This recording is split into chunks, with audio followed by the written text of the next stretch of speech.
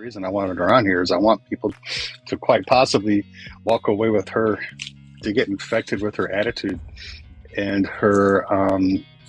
I watched some of your videos again tonight, and you were going through some stressful situations, but the energy and the look on your face, I could tell you're hurting, but at the same time, you're not giving up. And it's positive. You put a positive spin on it. There's a video that you did where you talked, and we'll get into this later tonight if you want to. The video was being grateful but frustrated. Oh, for sure. And walk that line every day. Yeah. And your gratefulness shows, not just in that situation in that video, but in everything else. You can tell that you're a fighter. And it's just, I love your videos because I hate that you hurt, but I love your attitude. And it's I've said it before, it's infectious. For those that don't know, what makes you an official member, card-carrying member of the invisible community? What have you been diagnosed with, or what do you think, what diagnoses are missing? I'll let you describe it all because I don't want to leave anything out or overstate. I'm truly undiagnosed. I've had a lot of diagnoses thrown at me and then taken back. But what started my journey truly was suspicion of a pancreatic mass and then a simple procedure that went wrong. And a series of mistakes that following day that immediately made me a complex patient. And overnight, you get thrown into the system that you don't know how to navigate. I have had chronic pancreatitis diagnosis thrown at me and taken back, CRPS, things even like frozen shoulder thrown at me and taken back. Everybody says that my tests are abnormal, but not abnormal enough. But I truly think because of that complication that it hindered my care. And I did not have a primary care provider going into this. I did not have, I was a healthy 41-year-old woman. Shame on me. If you do not have a good relationship with the primary, get one now, because that could possibly have made this much easier for me. Yeah, if you'd had a, let's clarify, a decent primary care doctor. Correct. Right. Yes. Because unfortunately, some of us invisibles, we've had what we thought was a decent doc, and who turned out to not be so decent. You mentioned that you're abnormal, but you're not abnormal enough. Right. Like I have a positive ANA or an RH factor, but it's not abnormal enough. I've had some random testings that have been off, but not enough for them to really consider it anything.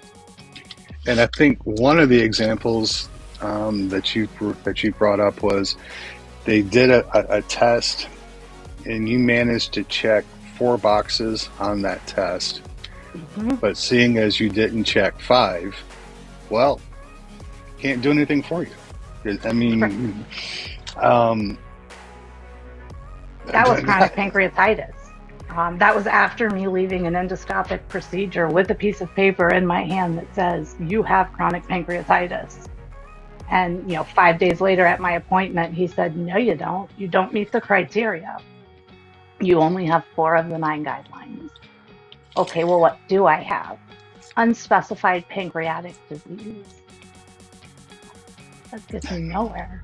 I mean, nowhere at all. And it's hindering my other providers because they are all saying, and have been from day one, it's your pancreas. What's your pancreatic specialist saying? And they're not saying anything. And they're not saying anything because you don't check enough of their boxes to. And it's got to be incredibly frustrating because you're there, you're 4 out of the 5, but then they say that you're only 4, and they say, I just picture your doctor saying, there's this complicated patient, and she's only got 4 go have a good life, and how they can This let doctor somebody do actually that, told right? me that, he's kind of tired of me showing up at his office for some cockamamie bull crap. Some of the things doctors have said to me is unbelievable, but that's okay. Maybe it's not my pancreas. And that's exactly what I told him. I've never said it was, but my pancreas is damaged. Like from 2 years ago till now, there's been continuous damage to my pancreas. Wow. Let's tell me why it's not my pancreas. Like, how do we know? And there's no, they've not done a biopsy. They've not really done any treatments to find out if, even like steroid treatments, there's been a lot of misdiagnoses along my way. And the thought of something, like, well, I lost a lot, and stringing it out even longer for something that could be treated is like maddening. And nobody's trying, I don't think. Right. And when we talked earlier this week, and I've done videos on this, and other people have too, excuse me, about acceptance, right? How some of us in the community just get to the point that we accept that we're not going to be fixed, or that we're damaged and we're not going to be cured. And I don't mean that as a blanket statement that everybody needs to accept. I don't, even though it came across like that way in the video. Wasn't my point. Just some of us will come to that realization. What I love about you and your presence and your attitude is you haven't said yet, well, I'm done, I'm going to roll over. You're continuing to make appointments and you're continuing to go forward. And that is a heroic. There's been times where I've backed off and been more persistent. I need to find more consistency in it, but I can't give up. Like, if I give up on them, I'm giving up on me. I love that. I'm not ready to do that yet. Did y'all hear what Tara just said, and how beautiful of a statement that is? And it's a difficult statement to accept. Actually, we're talking acceptance, but that's the only word I can come up with. If I give up, I'm giving up on me, and that is, it's just so true, right? And they have failed me at every step of the way. I mean, just in that, the first day of the complication, with the complication being so rare, them missing it on the CAT scan, which, resulted in them giving me the incompatible blood. And then they didn't treat me with the standard of care. So literally in that first 24 hours, so many mistakes were made. I have every reason to be angry. And I am, don't get me wrong, but I can't give up on them. Like, I have to still have faith that there's some that will help. Well, I think your anger is more than justified. When they screwed up and made, as you so politely, see, it's just you choose the word error, you use the word error. I would be dropping they effed up is what I would be saying. Oh, trust me, it's hard not to. Right. Did you even get an apology? Did you get an explanation of, well, Dave had gone out the night before and he pushed this button, and did they tell you what it was? I mean, you said that my doctor didn't even show up to the hospital to see me in the 9 days that I was there after the complication. The gastro doctor that did it. They walked into the ICU the next morning with a case study and said, hey, can you sign this so we can write a case study? They never explained to me, the severity of it, the rarity of it, that they didn't treat me with the standard of care. Nobody told me that there was the missed x-ray or CAT scan. These are things when I look back in my records, I found. That's devastating, like, that's between those 8 hours before they repeated that CAT scan, like, my life could have been a lot different. It's really hard not to what if those, right? What isms? I'm gonna ask this question because I think it's going to be it's going to come up in the comments. They screwed up, obviously. Any traction with personal injury attorneys going after the hospital or anything like that? No, now I have not tried in a while. The last attorney I spoke with was probably like July of 2023, maybe August. But they all told me it wasn't catastrophic enough to basically call them back when I'm. Now I have had several people tell me now after after the hernia misdiagnosis that that alone is a reason for a case. So I need to take it back.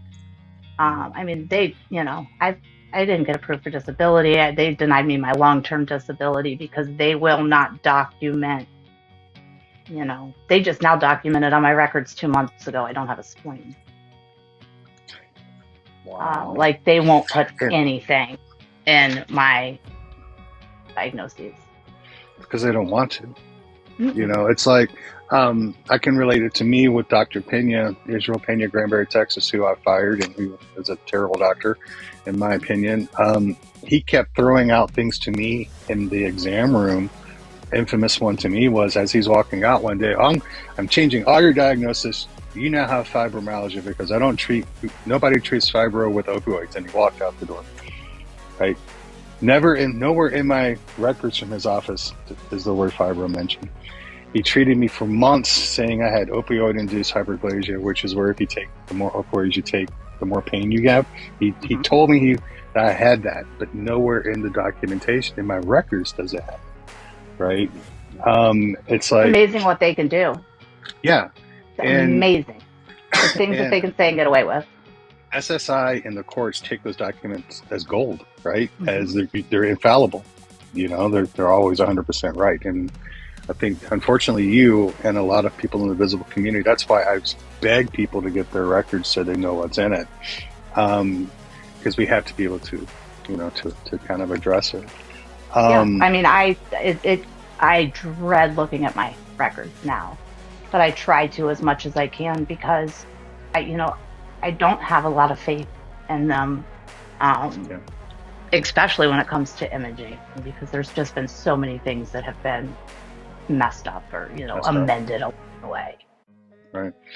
And you're in Ohio, is that correct? I am. I know some people in the community that are in Ohio, and Ohio can be a very difficult state to get any kind of treatment, especially if it involves pain meds. Oh, pain meds are a joke. Now, my mother was in the Cincinnati area, and it's so much better down there. Really? She never had a problem. Oh. And even when she transitioned up here on hospice, the hospice nurse said, it's ridiculous how undertreated pain is up here. Yeah. I mean, I think you guys have the Rock and Roll Hall of Fame, but you can't get good medical care, right? No,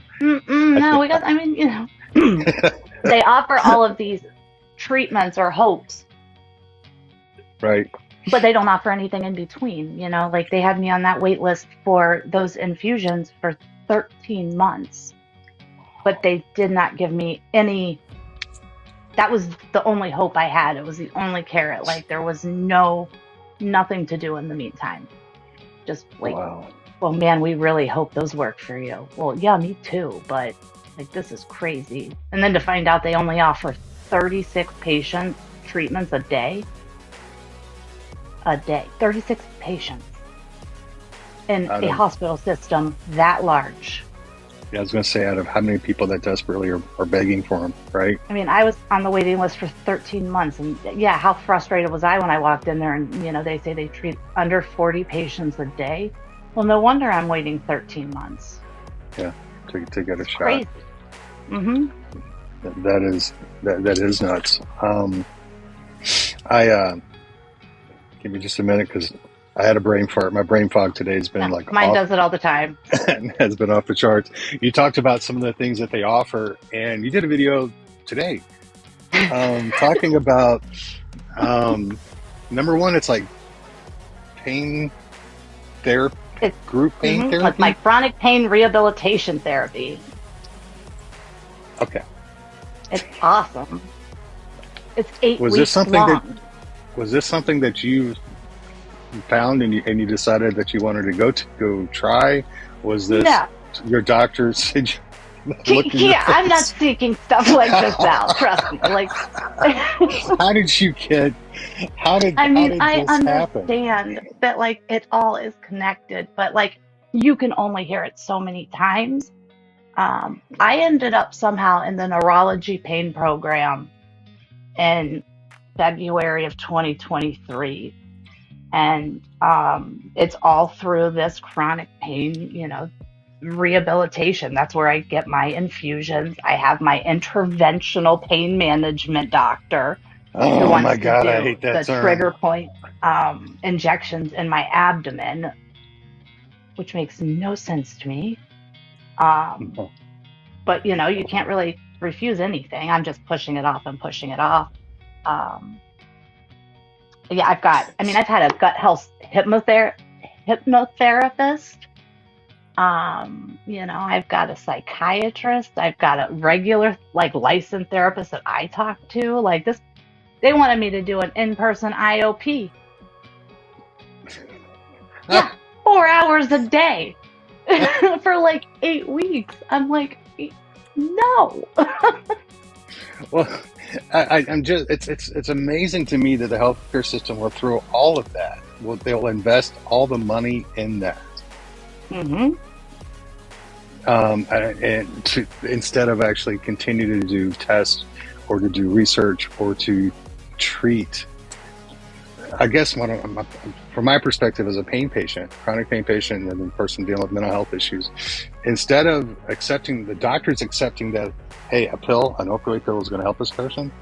No, let's send them to group therapy where they can, I loved how you described it, watch a video and learn to ignore the rude guest at the party, right? It is so maddening. I get off every week and I'm angry and I'm, upset because that's exactly how they act. And I'd let the guy know he probably doesn't like me very much. So, That's like, you really think this is a choice? Like, come yeah. on. Okay. For people who may not have seen your TikTok about it, can you explain to them the video that you got to sit through today? That Oh, your whole yeah. group got to sit through today? Because it's Yeah, we, awesome. so much fun. It taught me so much about the pesky party guest, Brian, that keeps showing up, when you let him in. And Brian's obnoxious and he's loud and you're giving him all this attention because, Brian's annoying. You know, he's ruining your night. But, if you just would ignore Brian, then you could have a better time. Like I open the door and willingly let my pain walk in and just hang out for the night. Like, come on, people. This is absolutely ridiculous. Last week we were closing our eyes and putting imaginary leaves in the stream. I'm like, what? I couldn't make this up if I tried. None of So, it. None of it. so it's like, they would have you start writing your pain on a piece of paper and throwing it in a Mhm. campfire, but we can't do campfires anymore because you might burn something down, right? So now you have to put it on a leaf and toss it in the stream to let the Oh, stream carry it away, right? yeah, and How again, did I understand. Like, I find value in breathing techniques and meditation and things like that. But it is not bringing me the quality of life that I need, that I deserve. no, no, and I agree with you. The meditation, there are times like I'll close my eyes, put some music on, dark room. All right, where are my feet at? What's going on? And then I'll work all the way up, right? Hmm. Then it takes about 15, 20 minutes. And for that 15 to 20 minutes, I can hide it, right? Or I can stare it in the eye, but it's not like debilitating. But once I'm done, it's gone. I think that's one reason, like, a lot of us in the community are really good at disassociating, at just checking out, Hmm. and our partners or our friends don't get it, that we can do it, like mine don't get it. On a drop of a hat, I can check out and be gone for half hour, especially if the pain is real bad. Hmm. Um, but to actually think that a person that make a person watch a video about a party guest to take away, well, just don't think about your pain, you'll be better. Right. Makes Especially knowing that these, like the people that are in this group with me, probably all have untreated chronic pain. Like I'm probably not the only one sitting there with untreated pain. So, the thought that like that's the only tool they're giving us is pretty crazy. it's pretty crazy. And Yeah. and again, it goes back to the money because they're billing the insurance company for it, right? But think that of all the system, the machine behind it, somebody had to spend money to produce the video that you watched, Mm-hmm. right? Oh yeah. So the money train, oh my gosh, I'm going to have to be quiet, be careful because I'm going to get on my conspiracy theory hat. The money training, this is huge. And at the end, it's not resulting in anything positive for you or for a patient. The system is so broken, and I'm very fortunate that I don't have to I don't have insurance. I'm not fortunate about that, but they are paying for my medical care right now, knock on wood. Right. So I don't have to wait for like a lot of approvals and things like that. But I don't have medical insurance, so like they don't pay for my prescriptions or, you think knowing they were picking up the cost fully, it would be enough for them to make them just get to the point, right? Yeah.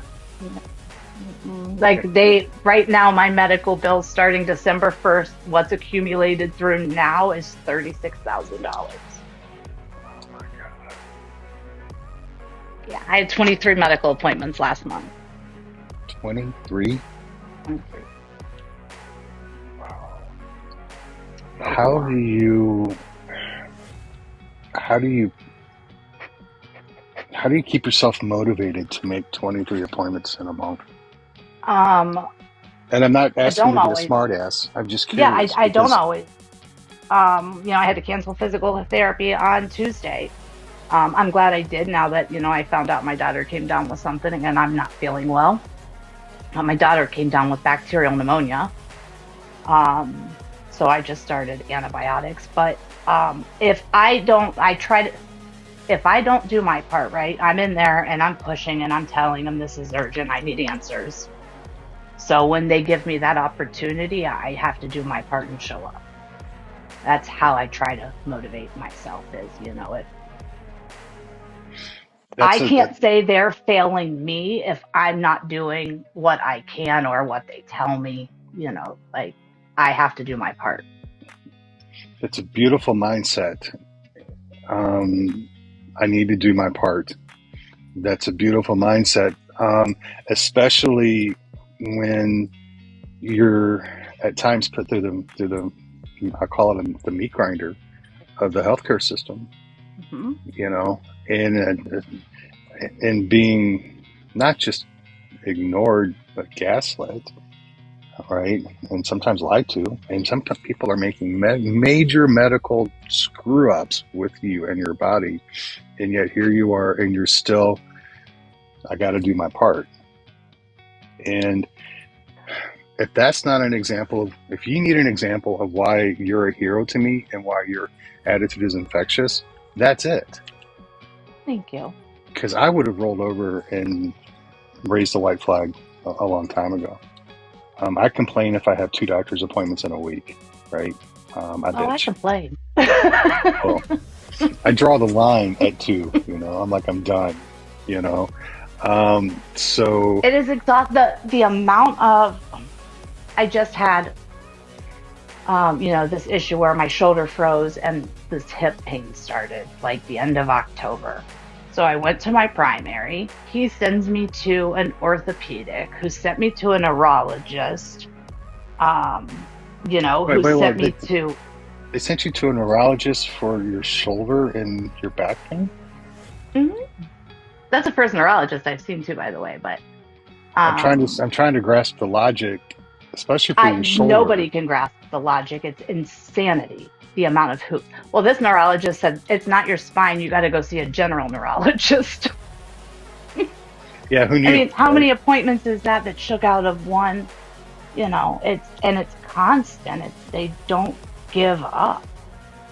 And then my primary just told me second opinions are pretty much pointless. But hey, he's going to give me one anyway, or write me a referral.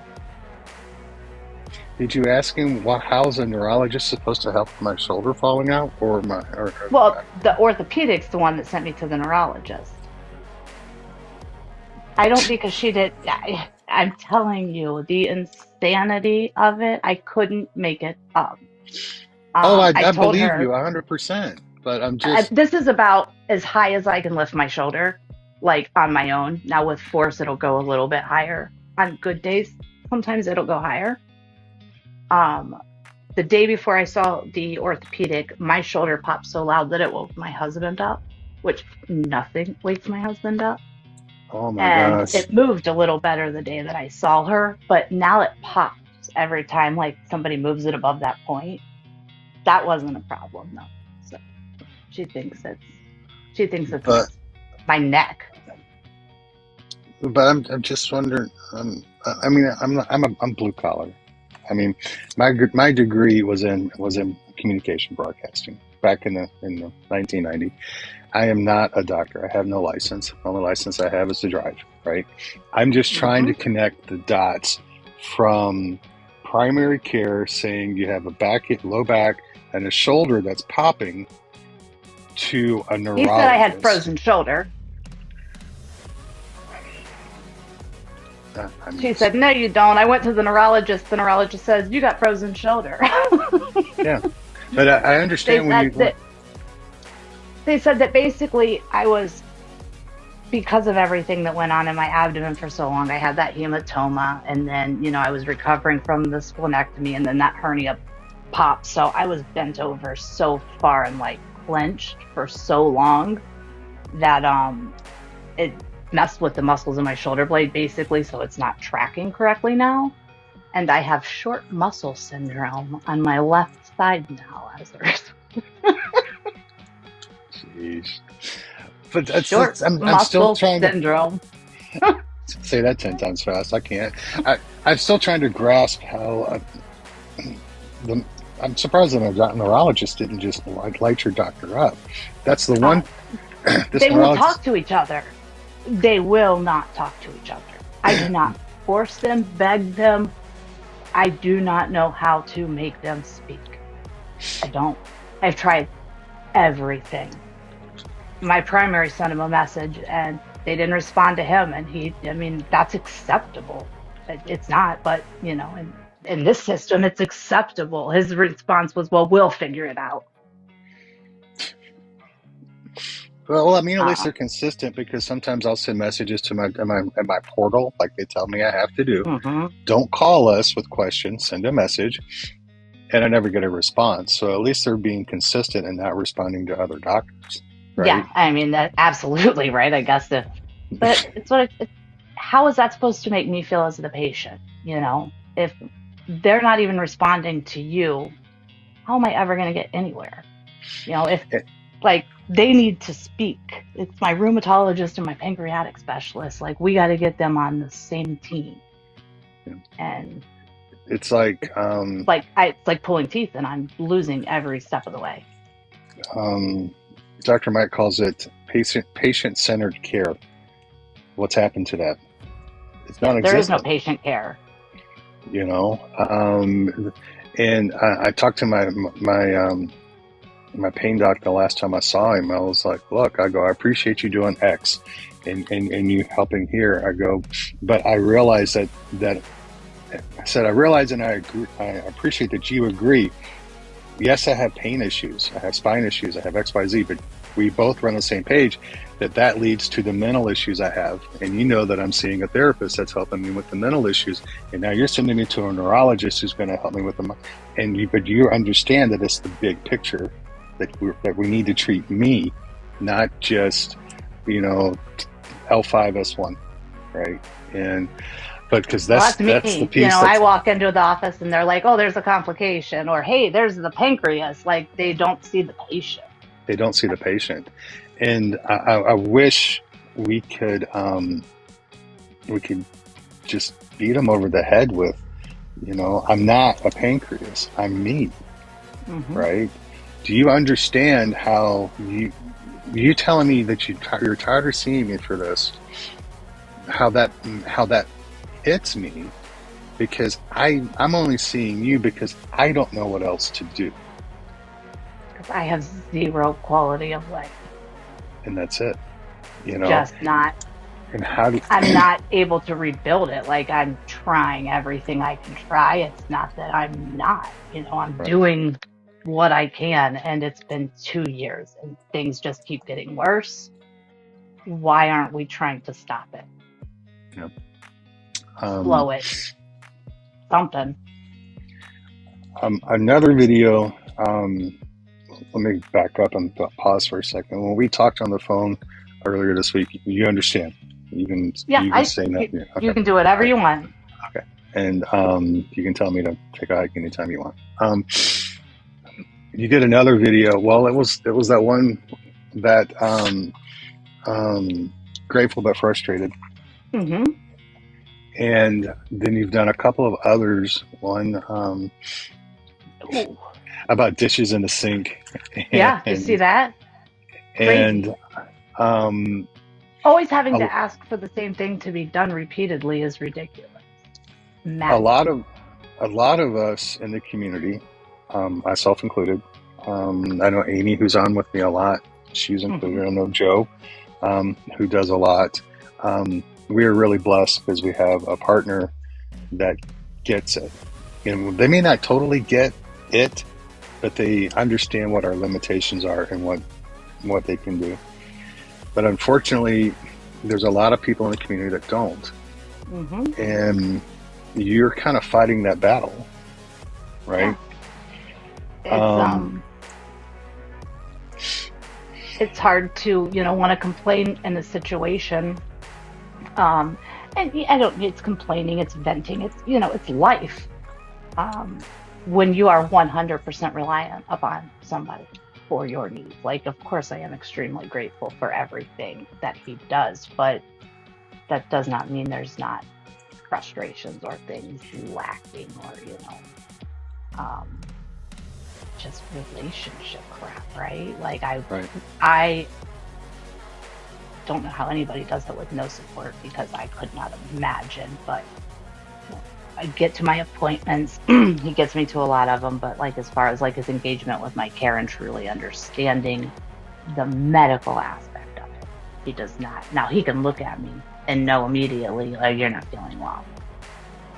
But the factual, like the actual advocating part of it, um, you know, I have asked every which way I know how, and it's very difficult. Um, Very difficult. Or like the things that I can't do around the house that I have to continually act. It's just adds a different level of stress and frustration and And like you and I have talked, we're both of the kind of upbringing, or just generation that we wake up, we want to go do something, we want to go to work, absolutely. we want to do things, and when our body limits us to where we can't, and then we're having to fight the fights. I don't want to say the word. I don't want to use the word fight. When we have to rely on somebody else to do something for us, number one is an Hmm. awkward position, right? It's a position that we don't enjoy. No, It, I mean nobody and would, right? right, and but then when we're having to rely, and then it's not what we need done isn't being done. It's a horrible situation. Hmm. Um, It's as inconsistent as my care, as my health. Um, Tough. so so look, you've got a kind of half grin on your face right now. How are you able to still keep going, and to keep the attitude that you have? Because Well, I want to steal that I attitude from wish you. I wish that I could sit here and tell you that I thought I had a positive attitude right now, but man, I am right now kind of being fueled by anger a little bit because I'm really sick of this. Like it's literally 2 years of my life now, and I am done. Um, like something's got to give at this point. But I really liked my life. Like I did. I worked 41 years to like build what I had. I had my dream career. I had independence and confidence and a social life, and I've got none of that now. I would like some of that back. Excuse me. But do you see yourself, and maybe you don't, and that's just fair. But from my perspective, and I think some of the people who are in this live, they see you successfully taking the skills that you learned and developed in your previous careers, and you're applying it to the best of your ability in this situation. Do you see? I know that may not be easy for you to see, but you are. You know, that attitude that you have of I've got to do my part, right? Mm-hmm. That's who you are. You had that attitude in your previous career. Oh, for I sure. I got to do my part in there. Yeah, right. So now you're holding it together by using that in the situation that you're in now. And I want people, I would pray people take away from this live and from watching your videos and going through this experience with you, right? That we can use you as an example of taking what we were, that old part of the old us, and carrying that forward in a way as we try to do our best in this ungodly, terrible journey we're going forward. This new reality that, you know, it's the new normal. Everything is an adjustment. Yeah, it is. But you're being successful in doing and being able to transfer some of those skills. Whether you see it's got, you know, I was so defeated when I came to this app. I was so defeated. I mean, it was like I had lost everything at that point. It was right after I lost my job. I had already lost my car, my house, you know, like my health was gone, whatever. And it reinvigorated me. Because it was very easy for me to isolate myself in the situation, right? Like it's very isolating and lonely anyway. Like it can be a very dark place to be. And then, you know, you throw on the fact that I could say, well, you know, this was such a rare complication. No one could possibly understand. And that was detrimental. And then I learned, you know, just like with other things, that it's the feelings, not necessarily the experience or the diagnosis. You know, it's the things that we go through and the feelings, the guilt, the acceptance, you know, the cycle that makes us a community, not our diagnosis or what happened to get us here. But yeah, I learned how to communicate with my doctors, how to, you know, like test around, just the openness to learn and listen. And, you know, if I'm down, you guys are the ones that I come to get my hope. Been there, you've walked that walk. I can't stress enough personally in my life what the community's done for me. I really can't. It's lifted me when I needed to be lifted.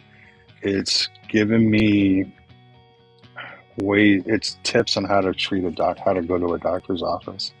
It's given me advice on medications to at least ask about or to Google and research, right? It's giving me tips of all the way down to like certain types of absorbing junior to try, you know? Coping mechanisms. Just if you're open, I think that you can really take something away from everyone. You know, there's some nugget in there that you're going to learn if you're willing. Yeah. I agree 100%. And that's why I want to do these lives with people like you, because I want to learn from you. You know, we did the live last week with Jennifer because I want to learn from Jennifer. We have a dude coming up next week on Thursday, Jay. Number one, we're going to have a dude on for once, right? Which is going to be interesting because we're such a small percentage of the community, right? But I love these Thursday nights because for me, it's an opportunity to learn. And I tell people it's an opportunity to be a little bit more successful. Yeah. Right. And I think we Absolutely. all desperately want to have that win, have a win regardless. Right. And so this community is just incredible, you know? Amazing. I had my therapist, I had, well, two of them yesterday, but my like therapist, the one I talked with individually, she told me that, from when I started seeing her in September of 2023 until now, like just like my overall mental health and hope and everything had improved so much. Um, and, she asked me if I noticed it and said, yeah, it's because of the community. You know, it's so much easier to go through anything in life when you know you're not alone. And that's it. You know, Mm-hmm. a long time ago, I just came up with a mantra, let people know that they're seen, they're seen, they're loved, they're heard, and they're not alone. And I really feel what you're doing tonight and sharing your experience with, you only have 4 boxes, got to have 5. You're not sick enough for me, get the F out of here, right? Mm-hmm. To giving you the wrong blood type in surgery, you're letting people know they're not the only one that get through that meat grinder. And you're letting them know that you can survive going through that meat grinder as well. And it's invaluable. It's invaluable. Surviving. Yeah, It's surviving. But I'm yeah, not saying it's all wine and roses, right? But we're doing it every day. So yeah, I just had another question for you, but poof, I apologize. The pain's been a little rough today, so it happens to me too. the brain fog is kind of bad. If anybody else has a question for Tara, just throw it in the comments. I was going to ask you what's the worst gaslighting you've had, but you have so many terrible ones. Yeah. Oh, the worst is when I I had one office visit with the doctor that lacerated my spleen during the ERCP. It was in April of 2023, and he told me that 80% of his job is spent, convincing people they don't have cancer because radiologists are no more than people who sit on their couch and, they have no clinical significance to the patient, basically. And that I was convinced that I had cancer, and, I was, what? For one,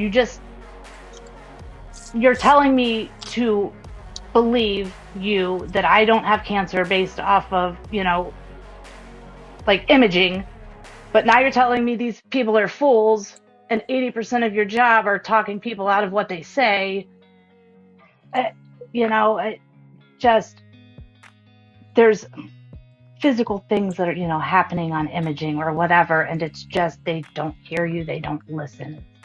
They immediately form an opinion, and that's it. Yeah. It's when we go in, a lot of times at the very best, I feel like they've read my medical history, all of it in 3 minutes, right?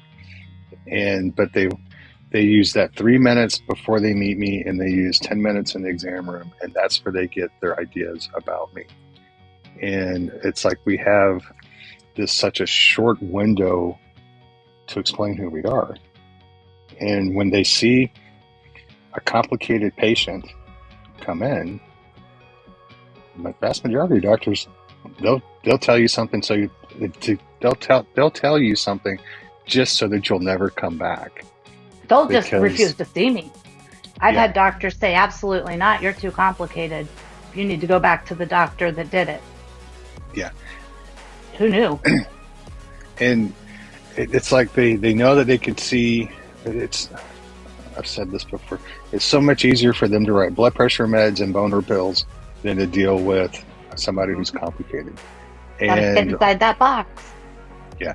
And why am I going to spend all this time with a complicated person? Which is nuts to me, because my personality is more of, I'm going to get bored writing blood pressure and boner pills. I'm going to get bored. Give me the challenge. Yeah, let's try to figure some stuff out. Mm-hmm. But I've personally dealt with so many docs that desire is not there. It's not. They may fool you for an appointment, maybe two. Yeah. But it never, it fizzles out. Unfortunately for me, it's fizzled out. But my options, like I was trying to find a new rheumatologist today, and I'm like, I just don't even know because I have to stay in the same hospital system. And it's so hard, like my primary wasn't wrong when he said, I'm going to have a hard time getting a doctor to go against what she said. I mean, that's the truth. It's just extremely painful to hear, like, from him. Yeah. And I hate hearing, that you have to stay in that hospital system, because so many of us have to break out of that hospital, out of that one group before I've tried. we find. They won't take me. Yeah. Mayo refused me. John Hopkins refused me. University refused me. They said no. Wow. It's disheartening to hear the Mayo. I mean, that's where when I had this stab, my nerve stab, that's where they overnighted all that fluid straight to Mayo up in Ohio. And, oh, really? They're the ones that actually found I went to the one in Minnesota. They're the ones that actually found the positive antibodies in my blood, but they tried. They said they wouldn't be able to get me in. They sent a letter back to the clinic saying that my doctor needed to follow my case more closely. It's so disheartening. I mean, it is. It's just so disheartening. Because where do you go? Like I said, I'm not ready to give up yet. But I'm literally beating my head against a wall. Yeah. My doctor told my daughter that my blood work's not abnormal enough for me to be in the hospital. But, it's abnormal, so people aren't understanding the severity of it. What? Their logic makes no sense. Exactly, right? It's just backwards. Every bit of it is backwards.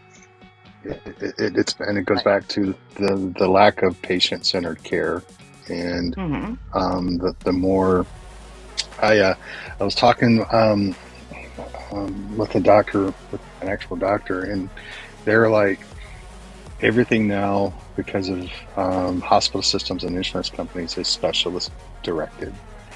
He's like, as a primary care, I want to treat your chronic pain, but since United Healthcare is managing your Medicare or your Medicaid, whatever I have because of SSI, I can't. I have to go send you to one of their approved specialists who charges them more money than what I would charge them to treat you. And properly. Right. And crazy.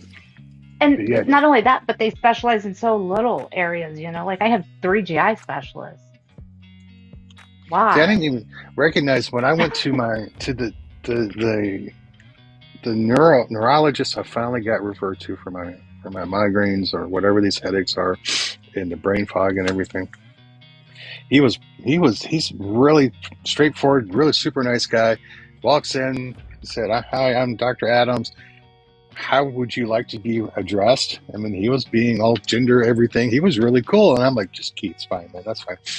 And he's like, so it says here on your forms that you're referred to me because of these headaches. And I'm like, yeah. He goes, well, I don't specialize in headaches. There are neurologists that specialize in headaches. And then I looked at him and I'm like, my jaw's on the floor. I go, no, man, I had no clue. And he's like, so I go, but here's my point, my question for you. Why did they send me to you? Because they knew that I needed to see a neuro for headaches. Mm-hmm. And he's like, I have no clue. He's like, let's do some stuff and let's see what we can try to figure. He's like, but I may end up having to eventually send you to somewhere else. And I'm like, well, we'll try it. I mean, it makes sense, I guess, right? But at the same time, not really. I don't. It, it was just beyond frustrating. Why am I? It's like they're Yeah, sending to a neurologist for your shoulder problems.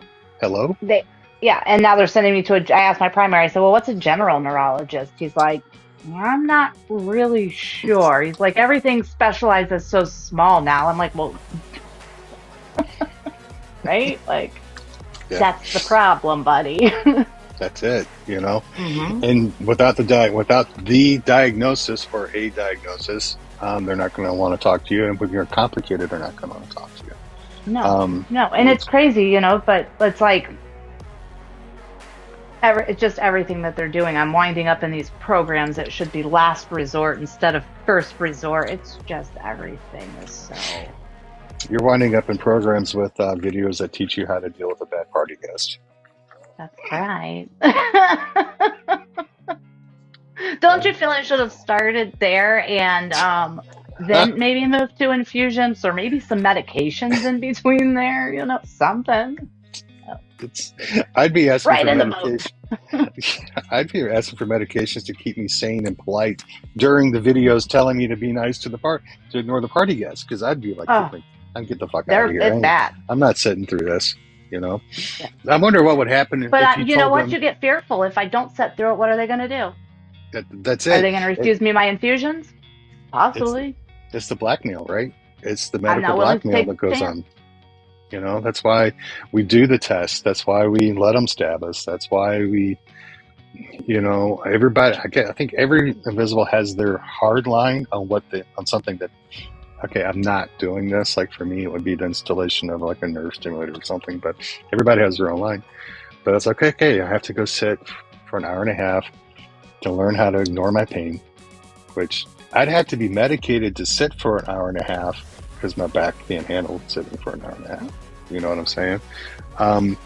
To save my life. I cannot wait to talk to my therapist next week and say, hey, they're telling a friend of mine has to go to watch these videos. She's gonna freak. I have the video. I'll send it to you. Oh, can you? That would be awesome. For sure. Oh, they send us all the resources. That is because I want to see the name of the company. What I'm interested in is who's producing it and how I can get on that. How I can get on that gravy train.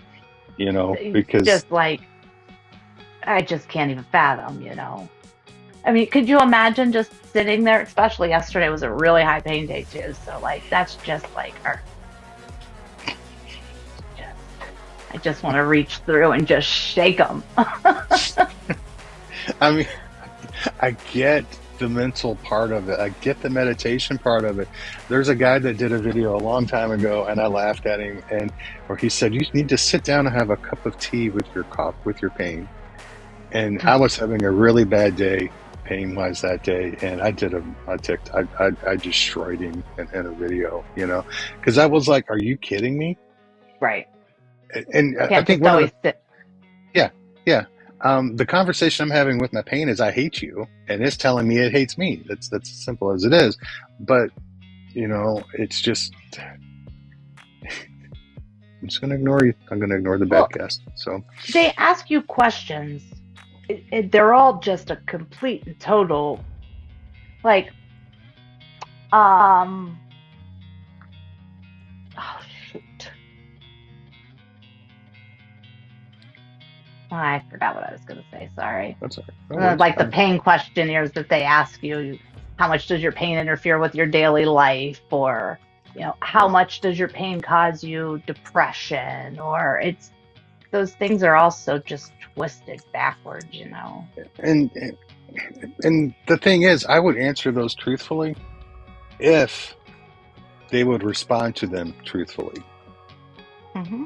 Right? Instead of they would look at my numbers at the bottom. He said this is his score, and then they would look at another piece of paper and go down that piece of paper. Okay, well his score is this, so this is where he's at. Don't do that. Let me ask me the questions. I'll tell you the answers, but don't put me on. Don't score me not on all something. On a box. Yeah, it doesn't all fit. It's like I try to stress to people if they see a pain doctor. And we're all asked, what's your pain level today? have the conversation with your pain doctor, verify with them what their level 7 is. What is a level 7 to them? And then explain to them what a level 7 is to you. So you know you're on the same page. Because as a pain patient, that scale, 1 to 10 scale, is skewed to you're going to lose.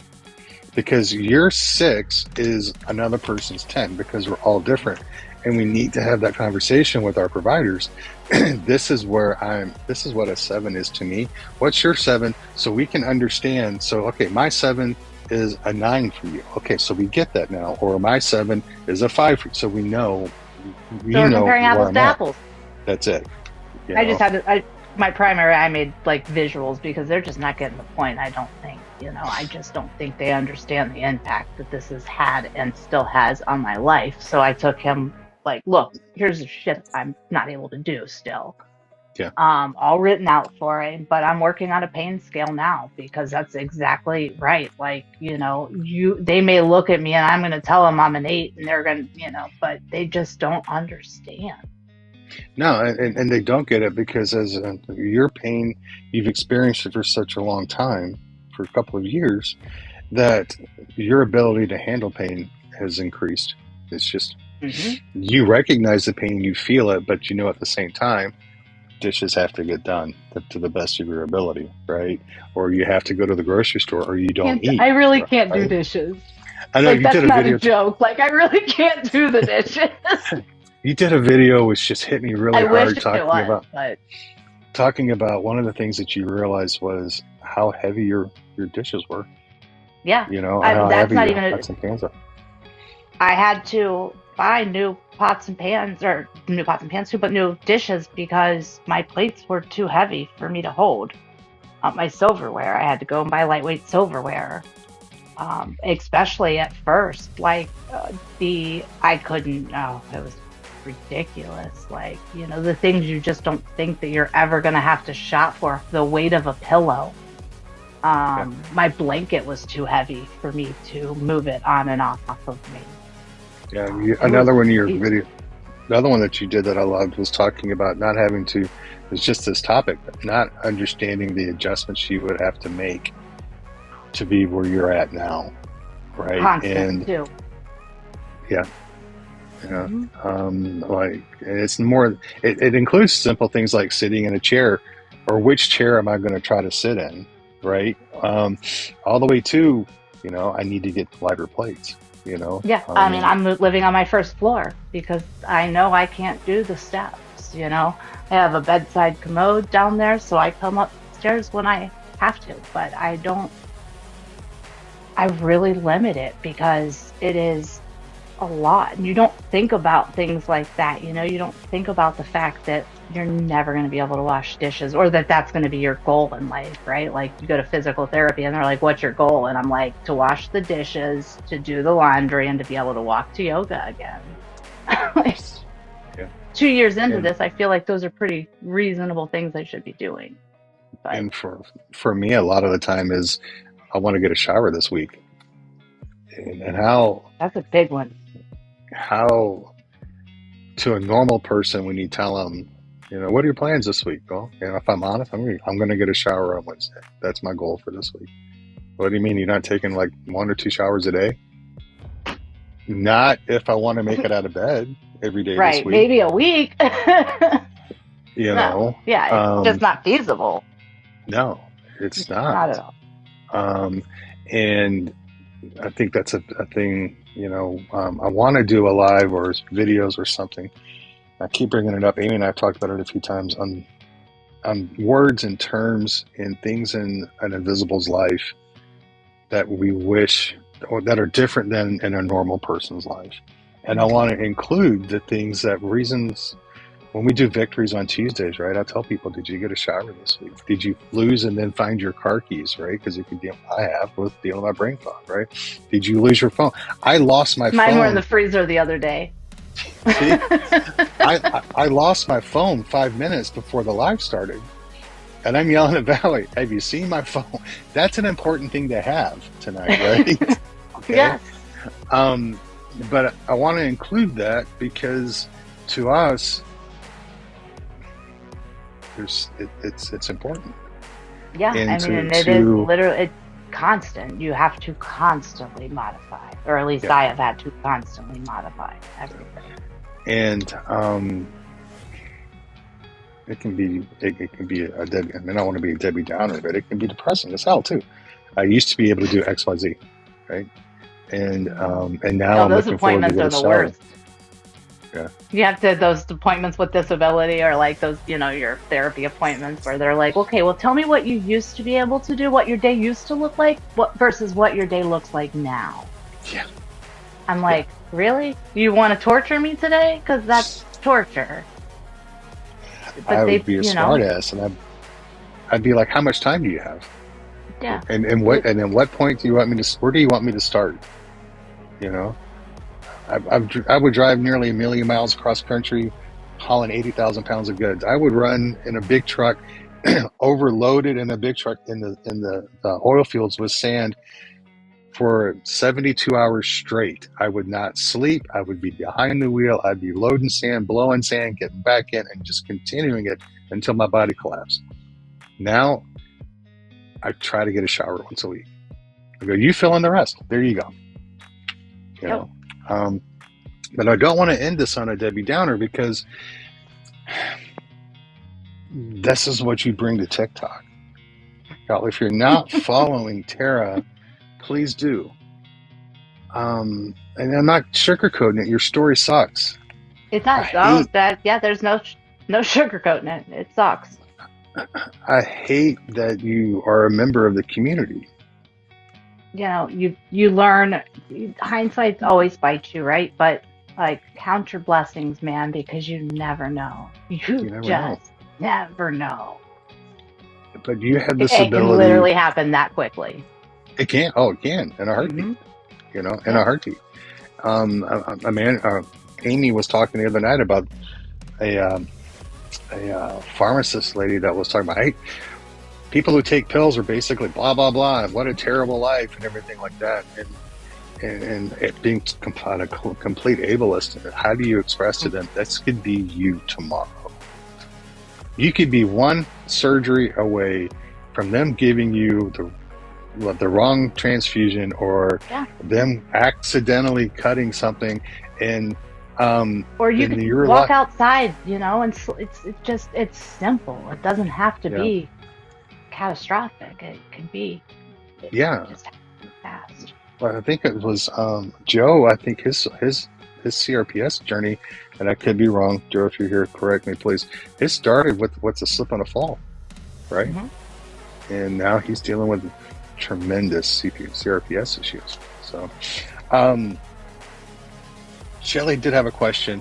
I understand your insurance. You don't really have I insurance, don't and have insurance. There's not really. It's just none. so Shelly was asking about you possibly going out of state for coverage for I care.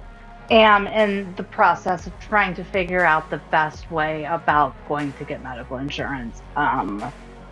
My husband's company, that like, they've got like 2 employees, so I'm never going to get insurance through them, at least not at a rate we could afford. And it's not good insurance anyway.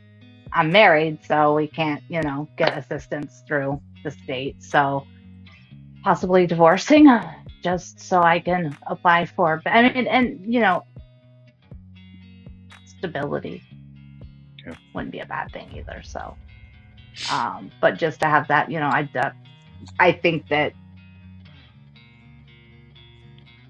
I mean, of course, he's watched the decline, right? Like, this has been extremely traumatic for him too. I mean, he was the one that had to sit there and make all those decisions that day in the hospital. But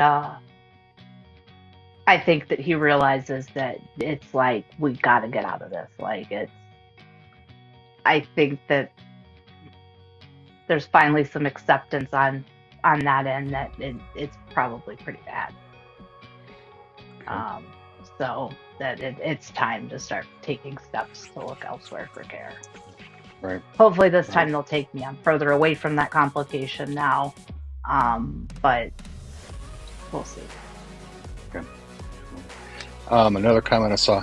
Advo, if you'll message Tara, that would probably be the best way if you would do that.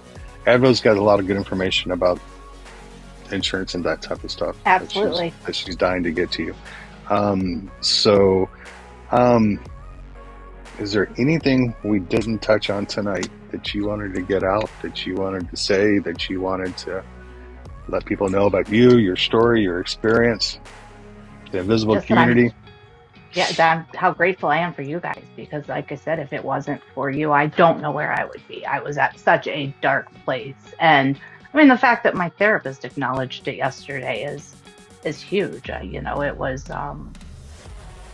was like a proud moment, like, wow, this community really is impacting my life in even a much bigger way than I even realized. So you guys, thank you so much, because I don't know where I'd be without you. Oh, you may not see it, but I want you to know others see it. You do the same for the community. Okay. Thank you. All right. Don't discount yourself with that. You always are our worst critics. Yeah, we are. I know. So that's like I said earlier, talking to you, sometimes you need the ass that's located in Texas, 1,700 miles away, to remind you of how important you actually are, right? I like that mirror. Like, we need it sometimes, So, I want to say thank you for your time tonight. I want to say thank you for your openness and your honesty. And I'm going to beg and plead you to keep doing what you're doing. Your videos do help other people. Your videos let people know they're not alone in this meat grinder that we go through, they let people know that it's okay to have bad days. When they see other people have bad days, they let people know they're not alone. And please keep it up. Yeah, it's very real. Like, there's no getting away from it. No. Good, the bad, the ugly. It's all. We got to share it. And I think you're also a good example of not letting it be bottled up inside of you. I think you're really good at getting it out. I'm finding my voice. I was finding it before this, but I'm finding it again. It's nice. It is nice. So, thank you very, very, very much for being here tonight. All y'all that are here watching tonight, you guys are invaluable. As Tara has said numerous times tonight, you guys are, the invisible community is invaluable to me, to my mental and my physical well-being. And you guys provide a service that you guys don't even know that you're doing for me. So if you have any questions for Tara, please, if you're not following Tara, you need to. I think a lot of you are. So, but if you're not, give her a follow. Send her a message if you have other questions. If you need me, if you have my cell phone number, send me a text, call me. Don't bother sending me a message on TikTok, because I'm still 270 some odd behind on messages.